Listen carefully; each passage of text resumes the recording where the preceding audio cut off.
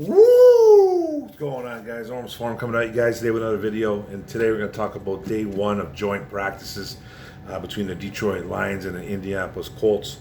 The Detroit Lions going out to Indy, visiting Indy. So it's actually day 15 if you want to make,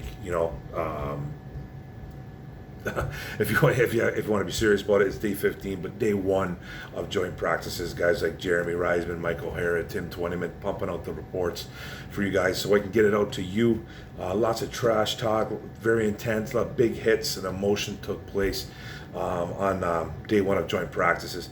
They got one today, then one tomorrow, and then they play a game on Saturday. Guys that were out were defensive tackle Levi and Enrique, edge Julian Alcuara, and cornerback Ifeatu Malafanu. I don't even know if those guys even made the trip. I don't want to think they did. Big V, Hala, Pula, Vaitai. Vaitai was back, and our starting right guard.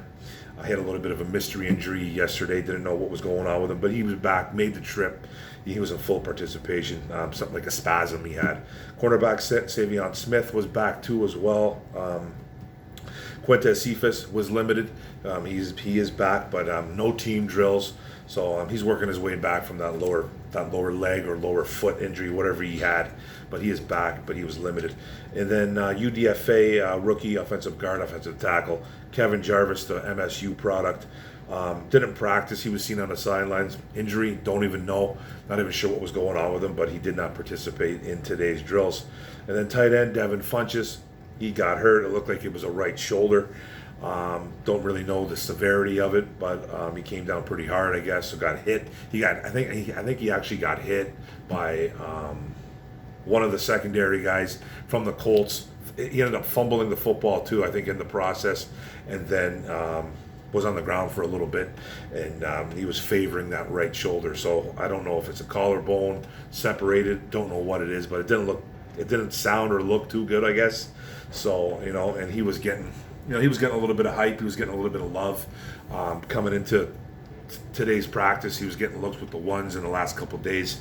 Don't know what's going on now, but not a good sign. He was a roster bubble guy anyways. If they were going to carry 4 tight ends, I think he would have had a good chance of making this team. But if they were carrying 3, it was going to be iffy. I don't think he was going to make it. He was impressing more than I thought he would, though. So, but him being hurt, that's going to hurt his chances. And then they did their warm ups. They got all ready to get together for some one-on-ones, running backs versus linebackers. It was a lot of offense coming from the Detroit Lions. First, that I'm going to talk about here, there was a running back pass pro drill. Wow, get that out. Pass protecting versus the Colts linebackers, to be exact. So, starting linebacker for the Colts, Zaire Franklin had a really nice day. He was strong in this drill. He had a couple pass breakups too during some team drills. They have a really good linebacking core, the Colts. He was beaking off. Him and Jamal Williams were getting each other's faces all practice. So it was intense. DeAndre Swift for the Lions did have a great rep against reserve linebacker for the Colts, Sterling Weatherford. Locked him up for about several seconds. Jamal Williams let everybody know about it as well. And then the O-line versus the D-line. Colts D-lineman made a really nice move on Frank Ragnow with a swim move. Grover Stewart, who's a starter, he beat him. So, Ragnow will hopefully remember that tomorrow. Penei Sewell, lockdown defensive end Kwity Paye. If you remember who Kwity Paye was, he was a Michigan Wolverine, drafted by the Colts a couple years back. So him and Aiden Hutchinson, I guess, we're getting together too, having some laughs as well. Our reserves in the old line didn't look that good, especially guys like Logan Stenberg. He was getting loss after loss, apparently four or more counting. Mostly the Colts backups as well too. I think it's just a matter of time before Stenberg gets cut. And then the one reserve that did look pretty good for the Detroit Lions was Tommy Kramer. Got some playing time last year. Him and Evan Brown are pretty much the 1-2 guys coming off the bench. Flip a coin. He did have a pretty decent practice, so he was the only reserve who really stood out. The wide receivers versus the DBs, they did some one-on-ones. Chark and Josh Reynolds got some separation. Goff wasn't really on this drill though. Took him a little bit to get going, but Yeah, he just wasn't on at the beginning of this practice. The whole offense was kind of off, and they got a little bit better as the practice went on. Then the 7-on-7 took place. Lions offense struggled to move the ball. Colts linebackers were a problem for Detroit and Goff. Colts linebacker Bobby Okereke, another good linebacker, another starter, almost picked off Goff. A pass intended for Khalif Raymond, right in his hands. He should have picked it, but he dropped it. Goff started settling down when they started to attack the perimeter of the Colts defense. So slant to Raymond, and then a 5-yard out to Amon-Ra St. Brown. Had to get Goff going to get him more comfortable, and he did. It took some time for the Lions to adjust, like I said, but they did. So that's good. By the time team drills came around, the Lions were starting to gel a little bit more. So that's good for them. Then 11-on-11s came on, more team drills. Lions couldn't really find a run game early on, but succeeded through the air for about 3 plays in a row, picking up 15-plus yards. First one was Amon-Ra St. Brown on an inside post for 20. And then a play action to Trinity Benson for 20 yards with Stephon Gilmore. A pretty good corner, but getting up there in age. Run game finally opened up. Swift took a run for about 15 yards too as well.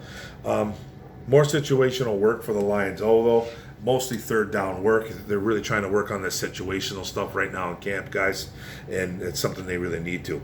Lions earned a new set of downs on 3 out of the 4 plays. Like I said, Goff was settling in. He was settling down. The whole offense as a whole was getting a little bit better as the practice went on. Defense struggled big time, though, and we'll get to that in a bit. Like I said, 3 out of the 4 plays, guys like Amon-Ra St. Brown, the usual guys, Josh Reynolds and Khalif Raymond. Raymond's having a great camp, by the way, all gaining 10 yards on catches, 10-plus yards on catches. So that's a good sign that the O is starting to gel a little bit.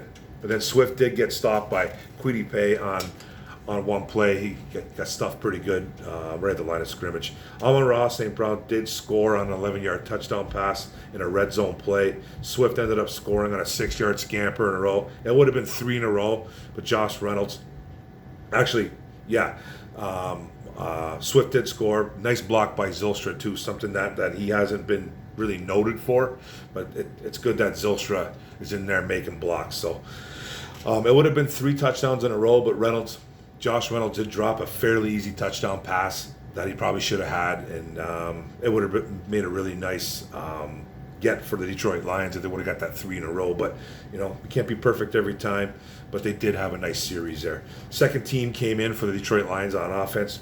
Tim Boyle was the victim this time again. It seems like they're still trying to find this QB2. I still think Blau's ahead, but they got Boyle in there trying to make plays. He was out there and they did not score even once. Raymond even getting behind the defense twice, but Boyle overthrowing on and underthrowing him during a 7-on-7 and then during an 11-on-11. He's just awful. It's just a matter of time before I think he gets cut. So I think he's going to be gone. Then they did some punt return coverage drills. The Lions looked like the better team on special teams this day against the Colts. Raymond had a nice big gain. I even saw some reports that Raymond had a touchdown. It was a touchdown on a punt return, so that's nice to hear too. Even Igwebuike playing well and Craig Reynolds playing well, locking up gunners, being gunners, and getting their job done. A fight actually broke out, I think, during these special team drills. A lot of pushing and shoving. I think cornerback Savion Smith was involved. Don't really know the details of it. These football fights aren't crazy usually. Every now and then you'll hear about some mad fights. Some actually, I think there was one this year. Was it a Patriots versus the Cowboys? I don't know if it was this year, but they got pretty silly. But this one was just a lot of pushing and shoving, grabbing of the helmets, grabbing of the face mask. But Savion Smith was involved in it, and he seemed to be the one that was really fired up, but it got broken up. And then Igwebuike, like I said, stood out during these gunner drills as well, during coverage. He really shows his quickness. He gets by guys. He runs around people, man. He's got some good quicks, man. Igwebuike, if he's going to make this team, he's going to make this team because he's so fast and he's pretty good on special teams. I'm pretty sure he was one of the leading one of the leading guys last year on the Detroit Lions for special team snaps. So, there's a good chance that he's going to make this team, but we'll still see. He's still fighting for that RB4. Craig Reynolds did have a tough day. Haven't really said that all year, at all for the last 2-3 weeks about camp. It's all Craig Reynolds highlights, and Craig Reynolds been great, this and that. He did have a rough day. It's going to happen, man. He got blown up in a pass protection drill, and then he had a fumble, but he'll bounce back. Trinity Benson and guys like Tom Kennedy, the wide receivers, they're getting first team reps with Cephas out, especially out of team drills. So seems like this is going to be this has turned into a three-way battle now with Trinity Benson, Tom Kennedy, and Quintez Cephas. I still think Cephas is the better of the three. I think he's the most. He's the more talented. Tom Kennedy seems to be just Mr. Reliable. They love him, so I think now he's in the mix now. But and I guess he made a couple catches too as well. And then offensive tackle, like I talked about earlier, these reserves of ours, Matt Nelson, he struggled today. But newcomer offensive tackle Kendall Lamb came in and he actually played well, practiced pretty good. So the 30-year-old is playing well. The journeyman, where he's been on a couple teams, most notably I think the Tennessee Titans. I don't know how many other teams he's played for. But he's a bit of a journeyman. He's been around, but he's playing well. So it's something to keep an eye on, I guess. Then the Lions secondary, like I said, the defense had a rough day overall. They didn't have a very good day at all. I think the best thing the defense did, from the reports I read, and I couldn't get any really individual, I didn't get any individual reports. Maybe a little bit about Hutch, but they had a pretty good day, the D-line versus the Indianapolis Colts offensive line, O-line. And that's a good line. That's a good line in Indy. They got a solid line. Quentin Nelson being one of the best O-linemen in the league. They're up there with their O-line. And I guess the D-line had a good day. And like I said, like I've been saying, man, like I've been saying forever, this defense is going to live and die by this D-line. It just seems to be like that. There's no playmakers. There's no playmakers in the secondary. Amani Oruwariye is that guy. He's even struggling right now in camp. I know it's early. We're not playing another game for, season will start for a few weeks. But it just seems like there's just, it worries me. The defense worries me. And, there's a lot of guys out there saying not to worry. That's usually guys that are just pouring glasses of blue, Honolulu blue, and silver Kool-Aid, man. That's personally, that's how I feel. That's how I feel. I think you should be legitimately worried about this defense. They're going to live and die by this D-line. Quote me on it. Quote me on that. I think it's just going to happen. We don't have any playmakers in that secondary, really, besides Amani Oruwariye. And he gets beat a lot. But he does make plays. He had 6-7 interceptions last year. He's going to be that guy that's going to make plays. He's going to get also beat. I don't trust anybody else in that secondary. There's nobody else I trust. I don't trust Tracy Walker. I don't trust just Deshaun Elliott, who I do like. I don't trust Okuda. I just don't trust any of those guys. Linebackers, we don't have any good linebackers. Malcolm Rodriguez, okay. He's a rookie. He's a 6th-round rookie. Just like Kelvin Shepard said, man, he's going to probably end up starting. If you watch the episode of Hard Knocks, I haven't really watched Hard Knocks, but I've been seeing clips here and there, and I've seen that Kelvin Shepard interaction with his linebackers in the linebacking room watching film. Kelvin Shepard looks like a man that's frustrated as a coach. If you watch that scene, he challenges his linebackers to be better. He's begging somebody to step up because he's like, look, man, this is a 6th-round rookie. He is out playing, out working, doing everything that you guys can't do. And they're showing guys like Jared Davis. Like, come on, man. Jared Davis. Derek Barnes, who I think is a good linebacker, but he's a developing linebacker. I think he's going to take a little bit of time. He's been up and down in camp. He's probably our 2nd-best linebacker, Derek Barnes, and he's not that good. Alex Anzalone is pus, and he's our starting linebacker. Think about it, guys. Malcolm Rodriguez should be doing this. I don't care if he's a first, second, third, fourth, fifth, sixth linebacker. He should be doing this because this is a bad linebacking room. Someone needs to step up. Malcolm Rodriguez, Godspeed, bro. I love it. But he's going to need help, man, because there's nobody else. There's nobody else, man. It's going to be a rough go on this defense. But I'm told that it's going to be okay. Don't jump the gun. It's only a preseason game. It's only a joint practice. It's almost every single time we watch these guys. We hear these guys. Yeah, they have some moments, but it's against each other. They didn't do well against the Falcons. I don't care what their ranking was. They didn't do well. They got run all over. This defense is going to have problems, man. And I think it's going to continue into the season. I hope I'm dead wrong on this. I hope I really am. I just don't understand why they didn't go after a linebacker early. I just don't understand that. They wanted to build that D-line, that's fine. But, man, they should have went after their linebacker. And I love Brad Holmes. I do. I love him. But, man, he should have went after a linebacker early.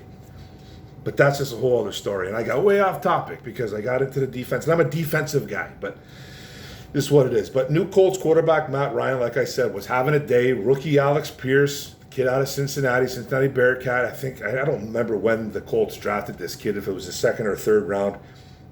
He's a big body guy that can run in good hands, all that stuff, man. He had a great day. He was beating everybody. He beat AO for a touchdown. Amani Oruwariye, I think he might have beat Okudah. Ashton Doolin, another wide receiver, he beat Okudah on a touchdown pass. Even backup running back Naheem Hines had a touchdown. Hutch did apply some pressure. This was the only real thing that I found today about the D-line was Hutch applied some pressure on one rep with a great rush and made Matt Ryan throw an errant pass. That was it. I didn't hear anything else. I heard the D-line played well, but it was very that's it. I want a little more detail. I couldn't find anything. But I'm glad the D-line did play well. Live and die. That's what it's going to be. But the line secondary did have some pass breakups, though. Amani Oruwariye, Deshaun Elliott, and Okudah, they all collected a couple pass breakups. So they did play a little bit better. But all in all, they got beat all day. But the secondary and this linebacking crew did not do well.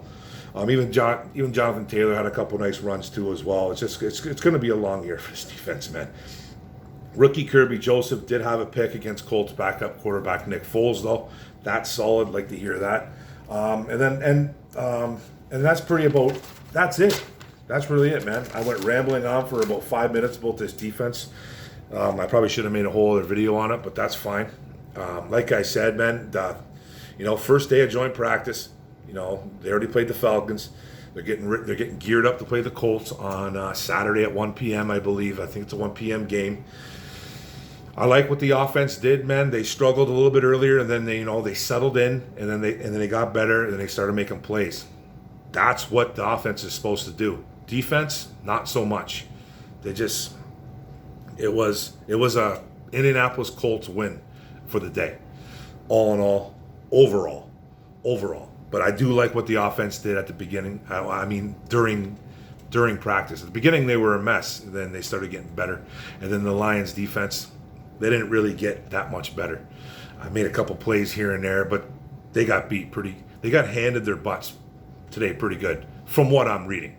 And I seen there's a couple of videos out there. I saw Michael Pittman absolutely destroy. It looked like he ran right by Jeff Okudah. I couldn't tell if it was Okudah or Harris.